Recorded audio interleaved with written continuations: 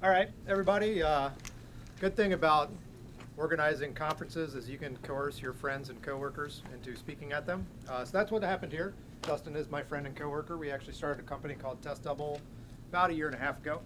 And he's here to talk about Lineman, which is a topic of much interest at Testim here. So I'll let you have at it. Hi, everybody. Like Todd said, I was graciously invited/commanded to be here today, and I'm really glad I am. This is interesting because this is the third time I've given this talk in Columbus in the last 6 days. So I hope to come at it fresh and share this tool with you. I don't normally give talks about tools, but this tool has made everyone at Testim's life a lot better. And a lot more delightful, and we've had a lot more fun building web applications than we've ever had before, and we're excited to share it with you. But first I want to give a little bit of background. And I posit that almost all of us are web developers. We might not identify ourselves as web developers, but most of us, whether we work in big enterprises or small studios, spend most of our time building essentially web applications, websites for clients, because most of the things that happen on the web. Now, native mobile applications also get some money. Embedded applications also get some money, but the vast majority of us are web developers. But I'd say that we're also reluctant web developers. A lot of people don't identify that way. A lot of people, de-emphasize JavaScript, CSS, HTML as being, the territory of the designer, and that the real server-side stuff is what we care about and what's important. And I'd say that most of us are of that inclination, but nowadays I think that in the last several years there's been a real embrace of front-end technologies by real hardened engineers. And I hope that I can share a little bit of the background into how that came to be, and talk about a tool that we built to hopefully accelerate and reflect the sea change that's occurring with respect to fat client, full-blown HTML5, JavaScript, CSS web applications. So ask yourself this question and really try to ponder it based on your own experience. Why do our servers care about browsers?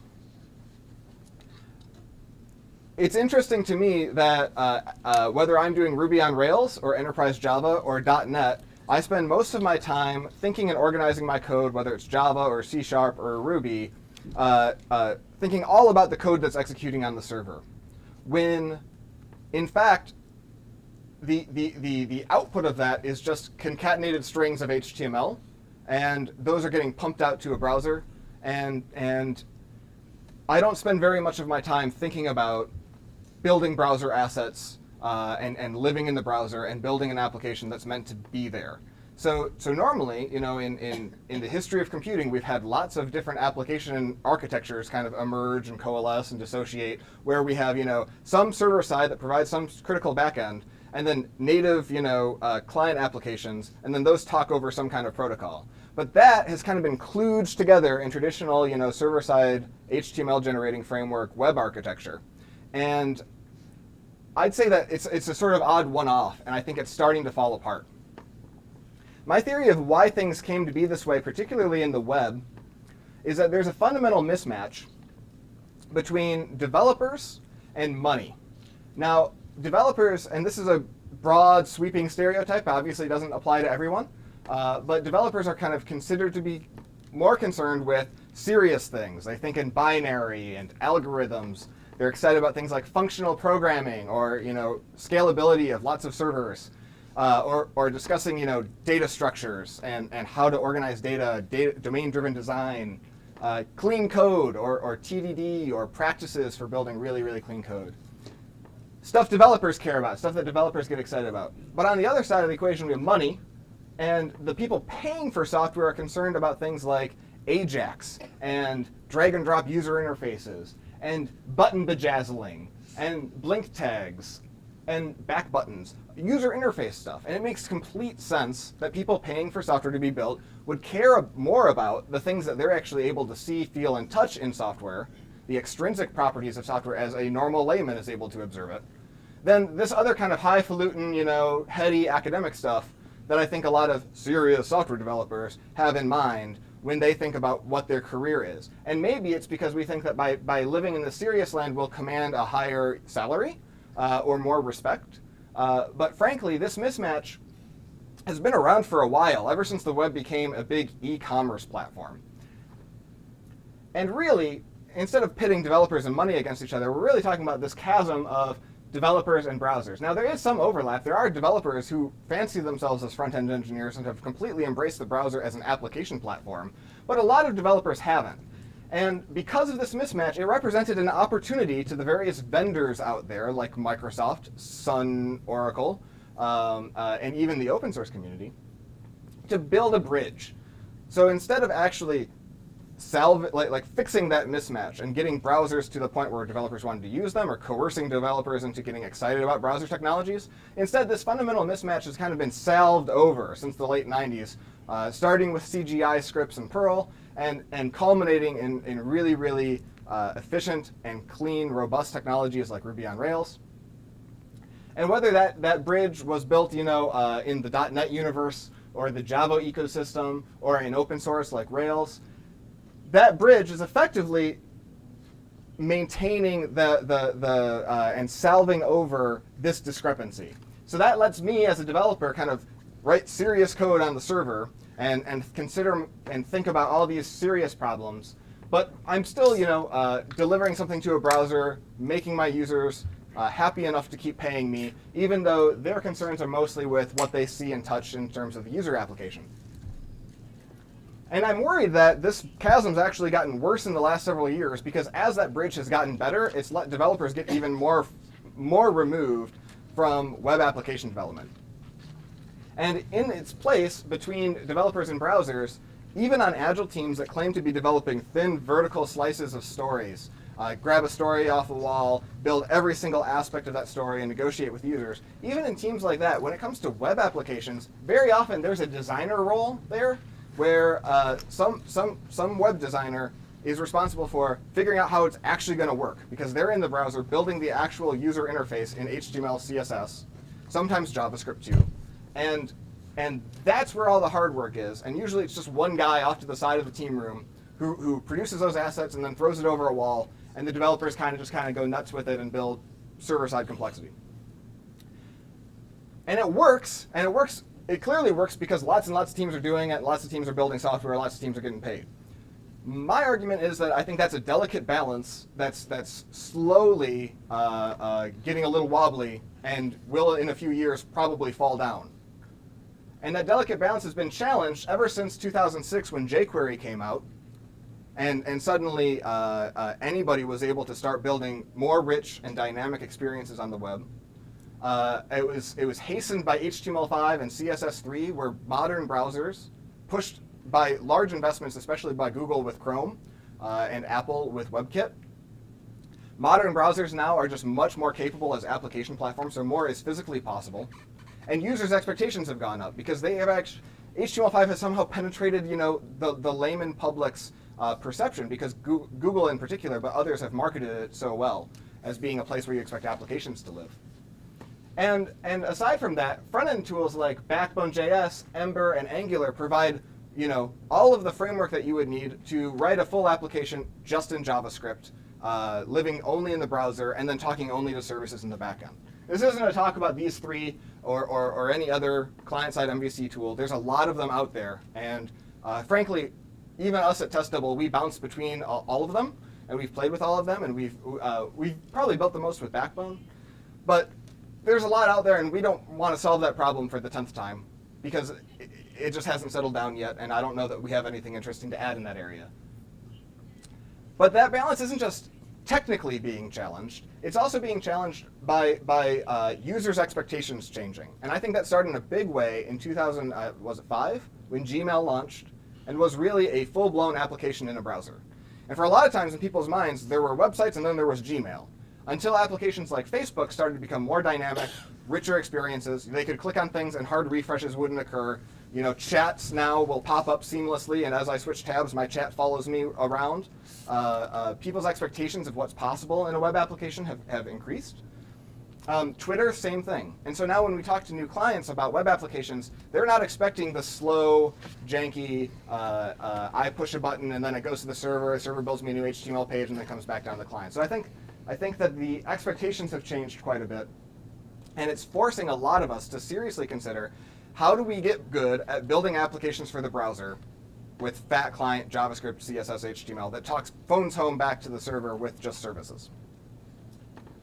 Like, how do we bridge that gap? How do we as developers start to get excited about working in browsers? So if you decide that you want to get serious about this new skill, about this new adventure, then there's a few things that are probably holding you back and have held me back at various times. One is that our environments, our server-side ecosystems that we live in, whether it's .NET, Java, Rails, or something else, treat the browser as second class, which is sort of ironic because at the end of the day, 99% of what they get used for is to build browser applications. But when I want to write an application, primarily in JavaScript, and I'm in Ruby on Rails, for instance, I generate a new application. I generate, maybe a widget model. I get this beautiful cacophony of directories and files created, right? I get a widget controller to handle requests, a widget model, a whole folder of HTML files that are interpolated by ERB and concatenated in Ruby. And you can see very clearly the application architecture opinion that Rails has in terms of where each thing goes in which bucket. But if I decide I want to go and build a fat client, web application, say in Backbone, and I ask Rails, where do I put it? Well, Rails' answer is it's under Assets, and then under JavaScripts, and then under Application.js. Here, I've already got this file for you. I've seen lots and lots of Rails applications where 100% of the application's JavaScript is all dumped into one file of just anonymous code, like jQuery jQuery event handlers, unnamed APIs.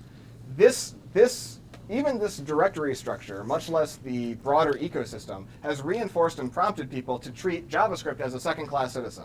This is real code up here. We break it up into little files, and we write tests for it, and we run analysis for it, and we take it very, very seriously. And then this is just kind of a dumping ground of the sprinkles on top that we put to make our users happy with Ajax and with button bejazzling and so forth. And I think this is fundamentally problematic when you want to adopt and start taking it seriously. Another problem is reinvented wheels.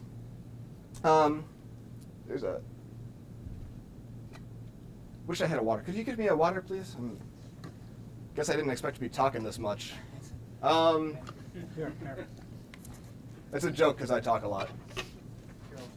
Yes! Awesome. Thank you. Is everyone still able to hear me okay? Yeah. All right, cool. I don't think your mic is on. Is it on? There's two mics. This one's for the camera there. Hello.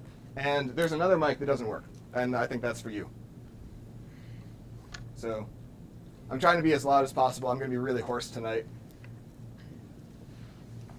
So this Swiss Army knife represents all of the concerns we have for a front-end application. Some of the concerns that we might have when we're thinking about building a front-end application are compile time. Maybe you're considering writing CoffeeScript instead of JavaScript. This isn't to talk about CoffeeScript, but I'd love to sit down with you and tell you about why CoffeeScript is so much objectively better than JavaScript. Even on traditional enterprise-y teams that typically eschew cool-looking syntax. Thank you very much. CoffeeScript is just objectively better because it passes JS lint, and so it's way harder to screw it up. Plus, it's beautiful and fun. Less and Sass are the same equivalent precompiler to CSS. Another concern that your application will have to build at build time. Concatenating all of your sources so that you're only delivering to your client, one JavaScript file, one CSS file, and not creating a bunch of chatty HTTP requests that are, slow your application down. Minifying those sources so that, the user experience is better, that they can get up and running faster. Code analysis, if you're writing JavaScript like JS lint, to make sure that, you don't have any obvious problems with your code. Things that'll break an IE. JavaScript templates. If you're building a fat client app, one of the primary concerns is views that render HTML into the browser and attach it to the DOM. Where traditionally, something like Rails would build that for you on the server and then pipe it all down over HTTP. Now, JavaScript applications typically need some way of organizing the same kind of template, but completely locally on the client side. So if you're going to build a fat client app, you need a build system that's going to have that consideration built in. running tests. So if you're going to build a first-class web application, you should test it the same way you test your server-side stuff. Now, I could go on and on about how I think the best way to test it is, but frankly, very few teams test their JavaScript with the same level of care that they test their server-side code. They just don't care as much. And if you're going to take it seriously, you've got to find a good testing story. And just like you have to find a good testing story, you need to get all that into CI. And then things go dark. Everyone still see everything okay? Would you like the lights up? Well, no, I realize you probably don't have super granular control over the ceiling lights. This is probably going to be better, though, because once we go live coding, I want to make sure everyone can read the screen. They've already seen my bald head. So when we talk about real reinvention of all these concerns that we have, and I enumerated them because Lineman does all these things. I think that most front-end web applications need to concern themselves with all these things. But real reinvention is a real problem holding us back, because as long as we decide to write our applications inside the ecosystems that we live, these tools can't innovate and grow in an efficient way. Because we've got all those tools built in .NET. There's a .NET plugin somewhere for running Jasmine tests. There's a .NET plugin for minifying sources. And there's Java tooling for all of those same concerns. And nary the two shall meet. There's Rails tooling. Most of it's built in, but a lot of custom gems that integrate as well. And then for every other server-side MVC, server-side oriented ecosystem, they've reinvented all of these front-end related wheels. And if I do something really awesome here, say I write some really cool code analysis tool, but it's kind of built for .NET web applications, no one else in the rest of the global, web app building community can see that or take advantage of it, because we're all oriented by our server-side worlds. So that's a lot of code, that's a lot of churn, a lot of inefficient tool creation that didn't need to happen. Because all we could have done is just separate the server and the client side, let them live separately. And our goal is to just build a really great front-end experience for people building front-end applications. Another aspect of this is when you don't separate those concerns, you run into a lot of pain, and the tools tend to suffer for it. So just as a quick example, if we take one of these little tools in particular, like we look at Java and then we look at test running, I wrote a tool, one of the first tools that I wrote for making better front-end code was called Jasmine Maven plugin. It's a plugin for the Maven build system that lets you run Jasmine tests as part of your Java-oriented build. And it's roughly 1,900 lines of code, and they were painful lines of code. This is a Java code that's doing a lot of file manipulation, a lot of JavaScript execution, lots of Rhino API kind of stuff that's going and invoking JavaScript and then pulling it all back as XML and all sorts of goofy stuff that I had to do because I'd conflated Java Land and JavaScript Land in a way where there was a lack of separation of concerns, I guess, right? It just made it very difficult to write. And I hated it so much, I grew to hate it so much that I can't even look at that code base, and I handed it off to another developer named Kyle Lieber, who's fantastic, and he's running with it because he finds a lot of value in it, and a lot of people still use it today. But it was a lot of code to write, and it was really hard. Lineman, meanwhile, this tool that we're going to show you, all told, it's under 600 lines of code, and most of that is default task configuration for you of things that Lineman depends on. If you look at real just Lineman, it's like less than 400 lines. And granted, lines of code isn't the most important metric in the world, but these were 400 delightful lines of code compared to my experience writing tooling in the Java ecosystem. We got Lineman working roughly in like half a day to a day. And all of that work since then has just been gravy on top. It's been new features and iterating on something that worked really quickly right away. And it's just because it's all JavaScript. And JavaScript building JavaScript, everything is first class, and it works really well. So meet Lineman. Lineman is, as I've tried to prime us, it's a tool for building web applications in a way that's physically separated from whatever our server-side heritage is, but can integrate back to that server side really easily so that you can develop both in parallel, you can develop them both separately, and it's made us so happy because we can, when we're doing front-end work, we can run as far and as fast as we want down the front-end direction, and when we switch over to the server side, we can know that we're building an honest API that has a very clear input and output story, whereas when we build them all in the same place, that gets lost. So if you're interested, feel free to write down lineman.js.com. We'll take you to our GitHub page. We don't have a really cool splash page yet for it. we just have this logo. So if anyone's interested in contributing some visual design to open source, let me know, because I think we really want to make more people aware and market it. And we also have a Twitter feed, Lineman.js, where we announce new things we're working on. And this concludes all my slides. So I'm going to switch over to my computer now and hide over here in this corner, I think, and start typing.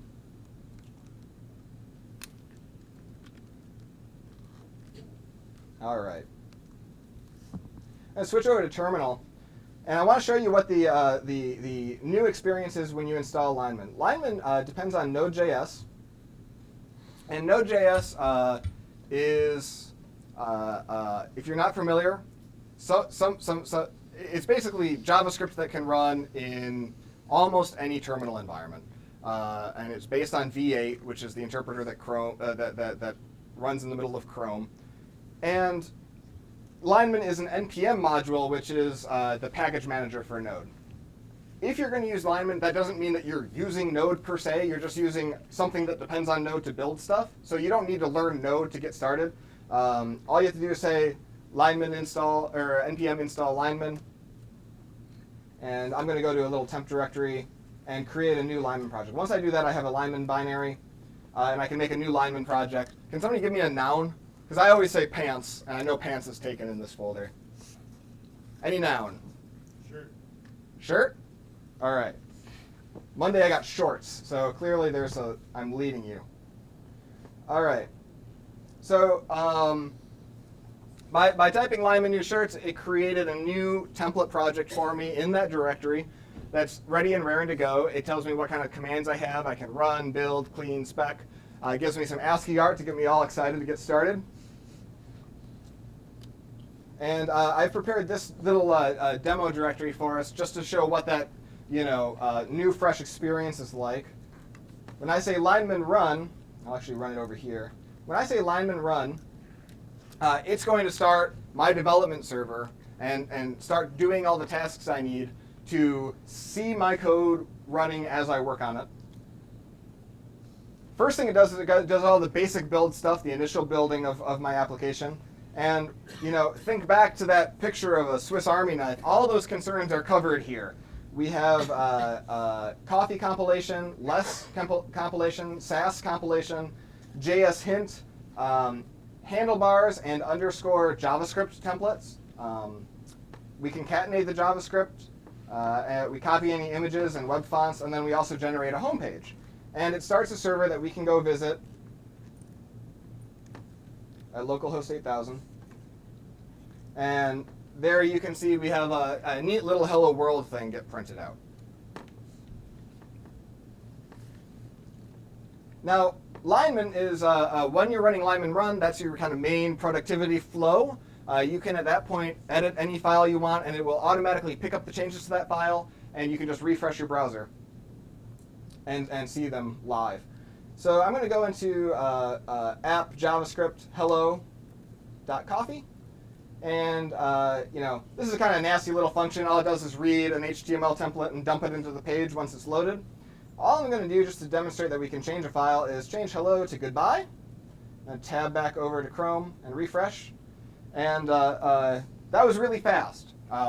Node, it turns out, which Lineman depends on, is super duper fast for file operations, way faster than anything I've ever used in Java or Ruby. In fact, we've got one project with like hundreds of CoffeeScript files. Whenever you save any one of those CoffeeScript files, they literally all compile and all get concatenated in still, like under a couple hundred milliseconds. So even on relatively large projects, the performance is just great. So I've edited a file, and that's it. If I were to add a new CoffeeScript file here, it would pick that up automatically. I could just refresh the page, and it would reflect my changes. Another part of the Lineman story is that testing is really delightful. Writing JavaScript tests, I've never actually had an experience that was this fun for running tests, whether it was in JavaScript or another language, as I have with Lineman. To get started, all I say is Lineman run, Lineman spec.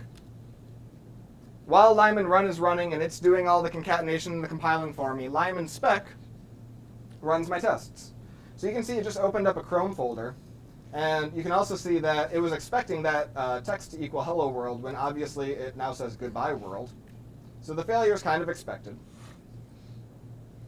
And this tool here that you see in console is called Testim. And Testim is written by a guy in Atlanta named Toby Ho. And he is extremely responsive, and he's built a really fantastic test runner tool here. I've built several test runners myself for JavaScript testing, and this is so much better than all of them. I have to give him a lot of credit. Lineman comes with like a default configuration, so you're just ready to go as soon as you run. But some of the cool things you can do in Testim include you can run it in as many browsers as you like. So sure, we can see the test run in Chrome, but if I opened up Firefox or Safari and went to that URL, I'd also see it run there. If I was on a mobile device, and I don't have one in hand, but I can open a simulator, all you have to do is be on the same network, and you can run your tests from there while you work. So in case there's any sort of platform-dependent JavaScript that you're writing, which is unusual, granted, you can also run your tests, from say a simulator. When you go back to the terminal, you can see it actually picked up iPhone Safari.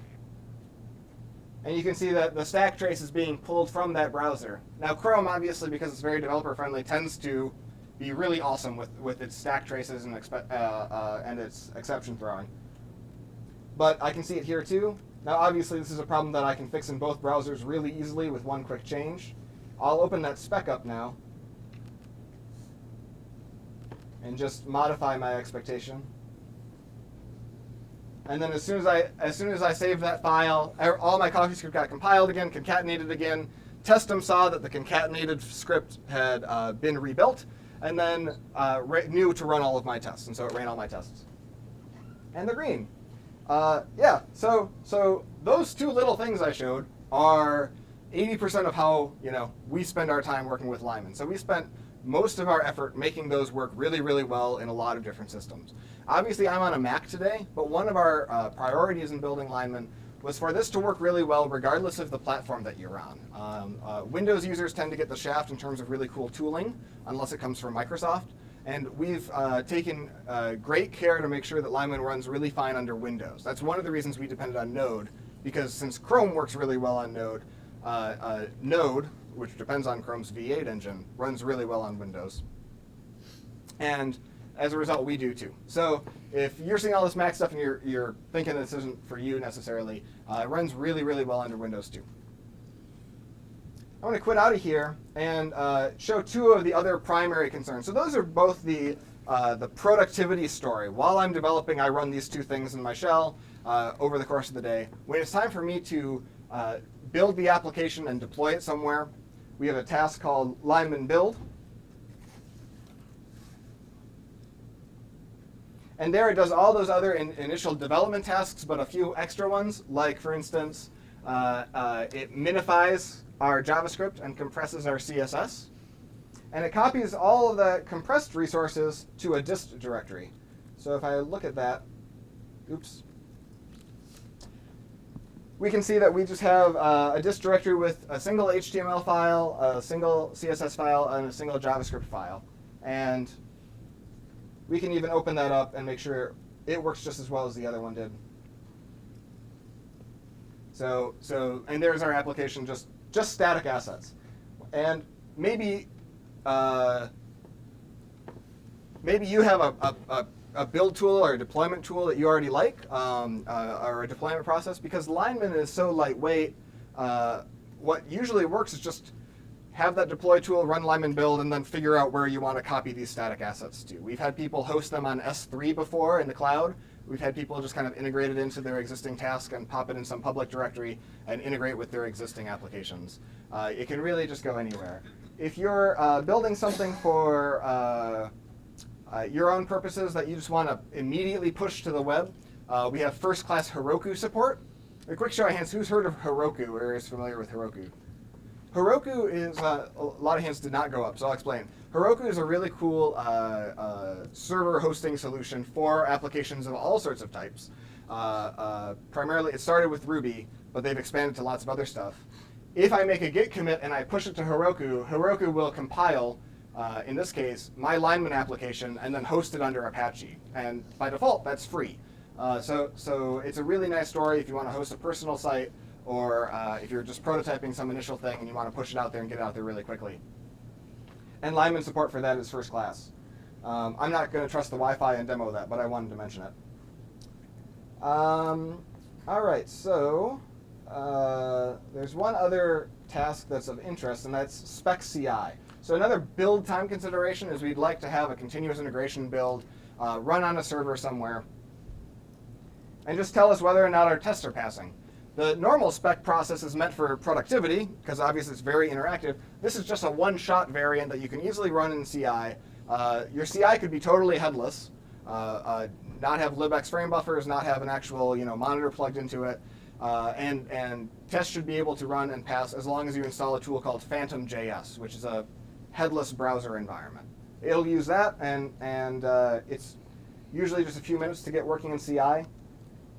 And that's really the basic story. So that's about as far as I can take us with just a hello world application in terms of showing you the basics of how you can use Lineman to build a web application.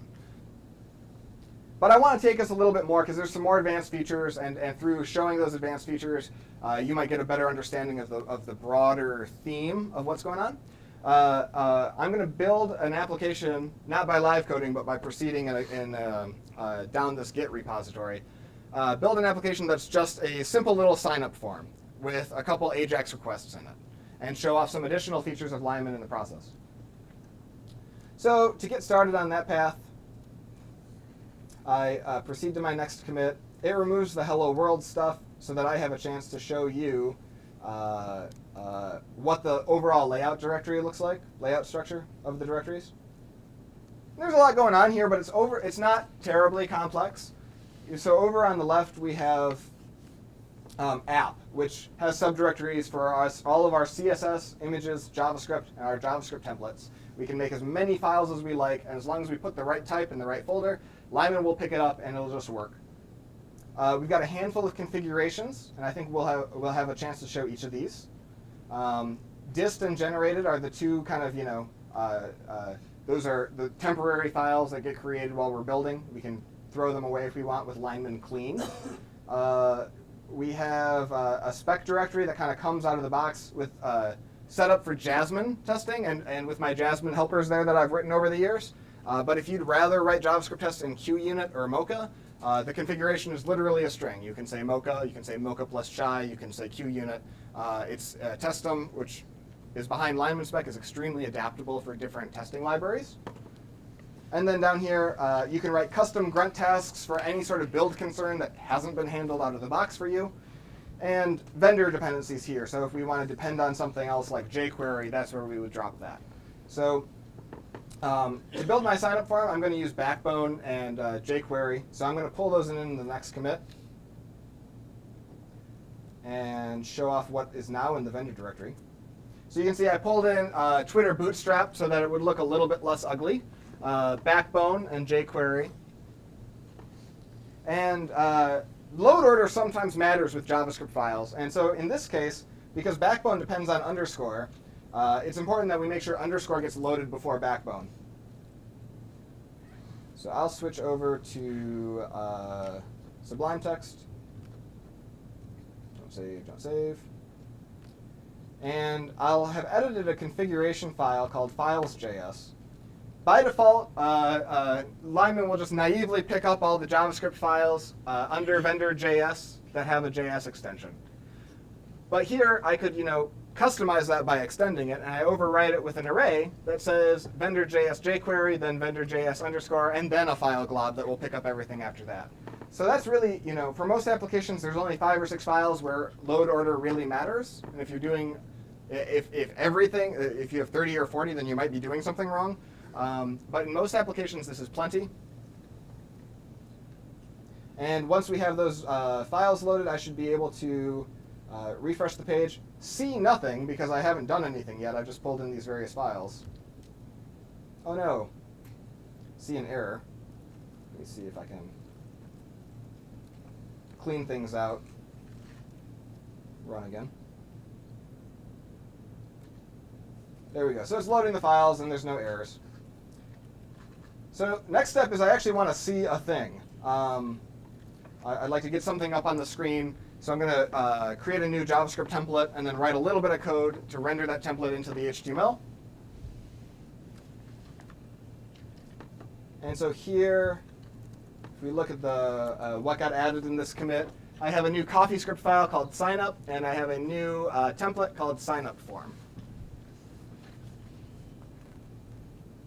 If I look at that in the browser, I've got a very attractive little bit of HTML, of course. You know, very boring sign-up form with username, email, password confirmation. Doesn't do anything yet, but at least it's showing up. If I look at the sign-up form underscore template, it's just plain Jane HTML. And if I look at that sign-up coffee file, this is what Backbone and CoffeeScript look like. Not a lot of code right here, but you can see it's pointing out that there's a template at app-templates signup-form.us, and then saying that when you render this particular view, grab the element and then take the HTML and place it into the DOM from that JavaScript template. Now, that's probably a lot of new stuff all at once. I'd love to go into how to build Backbone and so forth in more detail, but we probably don't have time. All that's really necessary to know is that when you take any of those templates that you write under app templates, they become available as functions on window.jst. So you see JST right here of the subscript operator of this string will return a function, and when I call that function, I'll get the HTML back from that template. And I could provide variables to that function so that it can be a dynamic template just like we'd have on the server side. In fact, when I go into my console here, I can interrogate the JST object, and I can see, indeed, I could re-render the home page if I would want, although that doesn't make a ton of sense. Or I could render this new signup form US by just invoking it. So that's how Lineman handles templates. But it's not very interesting until we have an application that actually does something. So I'll proceed again to the next piece. And this says we're adding a server, and then we're setting up API proxying to that server. Probably the most common use case for us when we're using Lineman to build applications is we're building a front-end application, and we're also working on a server-side application simultaneously. So we have both of them running on our development machines while we work. And it would be very important for us to be able to plug those together just while we're working so that we can be productive. We can play with the application as it actually calls through to our server side. So I built that out a little bit here so we can see it in action and how Lineman connects the two. So I built a little server in Sinatra, which is an HTTP API service DSL for Ruby. And I can say bundle exec Ruby Sinatra. That should theoretically start up. There we go. If we look at that server, it's real simple. We have a single service / accounts, and it responds to HTTP post requests, and it will parse from the form data a single parameter name, and it doesn't actually implement creating an account, but it's just phony demo code. It will return status 201, which is the HTTP status code for created, unless your name is Todd. Sorry, Todd. And if your name is Todd, then that name is already taken, and it will raise an exception. So this is just enough for us to demo that this connection from Lineman, which runs on port 8000, to Sinatra, which runs on 4567, can be handled seamlessly just with a little bit of configuration on Lineman's part. That configuration goes in application.js, and we can see down here that server API proxy enabled is set to true, which tells Lineman to start proxying to a server. We've said that server lives on localhost. It could live anywhere. We could point it at a staging server if, say, the server is already built, and then designates what port to proxy request to. When I say proxy, what I mean is Lineman only really responds to static assets that have already been defined. So if it's not a app.js or app.css or index.html, Lineman doesn't know how to handle it because there's only a few files in play. So when it doesn't know how to handle it, it will forward everything else to this guy, assuming that maybe what you're trying to do is call a backend service. Now, if I start Lineman run again, since I changed the kind of fundamental configuration of the app, we can see in the output it's proxying requests to localhost 4567. So I refresh the page. I'm going to keep my web inspector open so that I can see the network requests that go across the wire. This is a very fun little trick. If you're not familiar with web inspector in Chrome, you can open up with Command Option I, and you can inspect all of the stuff that's happening in the background in a website, kind of reverse engineer it, understand it better. I'm going to start with a username of Kevin Muntz. Oh, username, so I'll say Muntzman. Hey, Kevin. Sorry for calling you out, now I feel bad.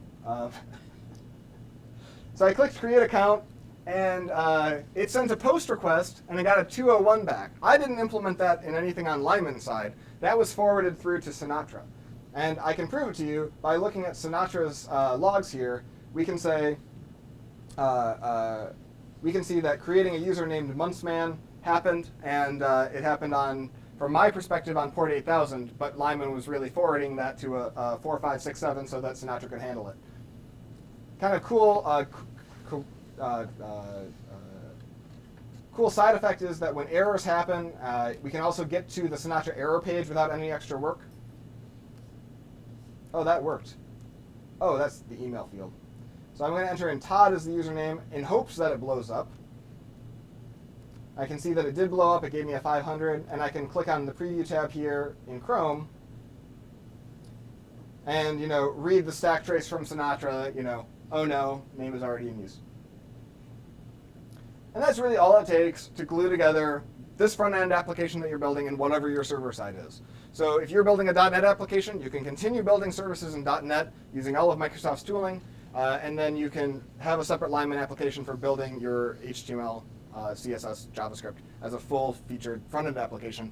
And at this point, once you've got this much setup in place, it can be very much seamless in your day-to-day development. Next feature I want to show off is related but different. It's a feature we've called API stubbing. A lot of the time, or a lot of the value in separating our front-end and our back-end development is it lets them run and proceed at their own pace. They don't have to be in a lockstep anymore. So if we have, maybe we have a different front-end engineer from a back-end engineer, maybe we're really excited about the front-end stuff we're doing and we just want to defer the back-end work and go down a little bit more outside in, down that rabbit hole first. What we can do with Lineman is stub out service responses that haven't been built yet, just by specifying them in a lightweight way inside of Lineman. So in this example, you saw, when we were running Lineman, you saw that Todd was taken, but I only found out when I clicked sign up. It would be really nice if a user could find that out immediately as soon as they type in the wrong thing. And so we want a new service called account availability that will, we can send a single little request to and just get back an object that says whether or not that name is available. The place to set that up is under config server.js, and we can see that has been defined here. This Lineman, what it's doing is it's running an Express application as middleware as part of its overall stack in that development server that you saw. And that means that we can use a tool called Express, which is just like Sinatra but for Node, to define custom HTTP services in line. This is a development-only file just to facilitate our development. And what we're saying here is that we want an HTTP GET request at account availability / some parameter name. And as long as the name is not Todd, sorry Todd, then we'll return an object saying available is available. And so that will say either true or false, and that will facilitate the development of our code. So we can try it out both ways just while we're developing through exploratory testing and be off to the races. Now if I show that sign up form coffee file again, this has grown quite a bit to demonstrate the different features, but you can look at that check availability function. Whenever somebody changes that login form, The check availability function will get run, and we'll send an AJAX request to account availability / whatever's in the name field. And when we get a response back, we will selectively toggle some CSS class to demonstrate to the user that it's available or not. It's a red dashed border. It's super gaudy. Let's try to see that work. So I'll start with Monthsman again. We can see nothing visually happened because it was a happy case. Monthsman was available. We can actually see Lineman responded with the JSON object that we wanted. But if I were to say Todd here, I get that gaudy red dashed border, and I get another response back saying available is false. So what's neat about this feature, what's really cool is, frankly, sometimes not everyone is as excited as we are to build front-end code, or sometimes teams get so large that building the front-end application and building the server-side application as completely separate projects is necessary. We had our first project where we conceived of this idea. We had a very, very busy client who was convinced and he was willing to provide all of the server-side stuff for us. He was willing to provide whatever server-side services we needed in JSON, and he was confident he'd be able to deliver that really quickly. It was just on us to provide him with a sheet that specified all the services that he needed. Since those didn't actually exist, we had to kind of fake it till we made it, and we used this feature in Lineman to specify, the dozen or so HTTP services that we needed. Let's see, server.js. We specified them in here, and this file got to be about 100 lines long or so. It specified all the different services that we wanted from him. And at the conclusion of our engagement with him, we had a working front-end app that he could run and play with. And he had a spec sheet. This actually served as the specification for him to build the server-side code. It worked out really, really well. That way, a very busy client who didn't have time to answer a lot of our questions gave us the freedom to design the services for him. And even though we never saw his database, we didn't know what his backend was, we didn't need any visibility in that to be productive. So it helped us unblock ourselves and be productive right away.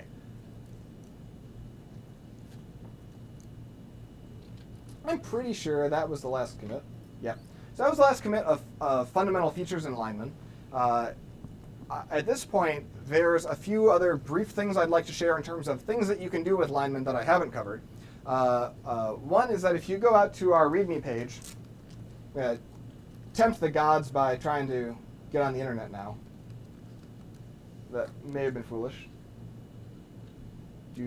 On this page, we've got a handful of, oh sweet. We got a handful of templates. Angular. We got a handful of templates. So you could do what we did today, say Lineman new, and just start with a hello world and start building. But if you're interested in trying out Backbone or Angular or Ember, each of those has some of its own separate concerns and would take you probably a little bit of while to configure your application well. So we've built starter projects that are just ready to clone that you can get started with, and start with a fresh new Angular application, for example, using Lineman to build it for you.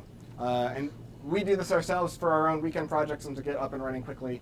They work really well. My personal favorite is that last one about building a Markdown blog. I recently replaced my blog with essentially Lineman plus an additional task that compiles Markdown files, which is a nice little file format, into HTML for me. And I'll switch over into it real quickly after I kill all my Linemans. CD code teach Searls blog.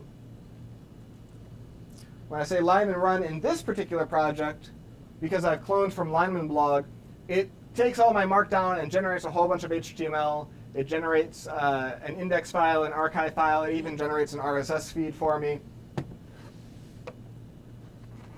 And if I go to localhost 8000, I can see my actual blog, just as static HTML files. When I open that blog up in an editor, the only real addition from everything that we just showed is it looks for a post directory and expects to see some posts there in a Markdown format like this. a lot of kind of HTML interspersed. And whenever I change any of these files, because Node is so fast at file operations, it's already rebuilt all of my blog posts and all of my index and so forth, and I can continue to play with it on my local dev machine. If I want to send that off to the internet, all I've got to do is commit it and push it to Heroku, and then the application is running on Apache and it's all updated. So it's been a really delightful way for me to work on my blog. And the story for you, if you were interested in playing with Lineman, because a lot of us probably maintain blogs, is very easy as well. So if we go to let's see if I can successfully go back a couple. If you check out this particular repo, it's really just like 4 or 5 steps that are very clearly enumerated. If you just clone it and set up Heroku real quickly and say, make a commit and push it to Heroku, you'll have, gone end to end in probably under 5 minutes. So it's a really nice experience and it's a good way to get started. And because it's a blogging framework that is totally first class in terms of less Sass, CSS, CoffeeScript, JavaScript, I think it's a, more pleasant experience than most other blogging tools out there that I've seen for developers. Thus concludes the things that I had to share with you today that were prepared. I'm happy to answer any questions or curiosities if anyone has them. All right. Oh, hello. Yeah, how's it going? Good. Could you show where you would wire into a specific data source or something? I'm imagining that would be in the app config file you showed or something like that. But I was just curious, if this, maybe if you were using something like Mongo or something like that, where you would configure that data source. Yeah, sure. So if you're writing a Mongo app that is JavaScript that talks to a Mongo app directly, you could just go and use it directly without any additional configuration in Lineman on a different port. Or you could set up API proxying to talk to Mongo directly. Yeah, same thing we showed with the API proxying here, as long as it's over HTTP. Gotcha. Yeah, it would be all set up. Just a quick feedback, because being in a dark theater, I wasn't able to see a lot of expressions or nonverbal from you guys. I kind of talked at you. Could I get a show of hands of people who found this at all interesting or possibly useful? Okay. Anyone brave enough to raise their hand, please? I'd like this to say this was not really relevant or didn't really scratch an itch for me. So either no brave people or this was sort of relevant to everyone. That's really cool. So either get braver or thank you. No, thank you very much. I really appreciate your time. Like Todd said, our company name is Testim. This stuff really excites us. I've got a lot of passion and energy. I'm actually, right now, I'm holding back. This is me holding back. We would love to help you get better at building awesome front-end applications. If that's something that interests you, please come talk to us. Visit our website at testdouble.com and send us a line. If your organization is not interested in getting better at JavaScript, but you have a need, we'd be happy to build it for you. So I'd love to chat. And that's everything I've got. Thank you very much for your time and consideration. I hope you guys have a great day at the conference.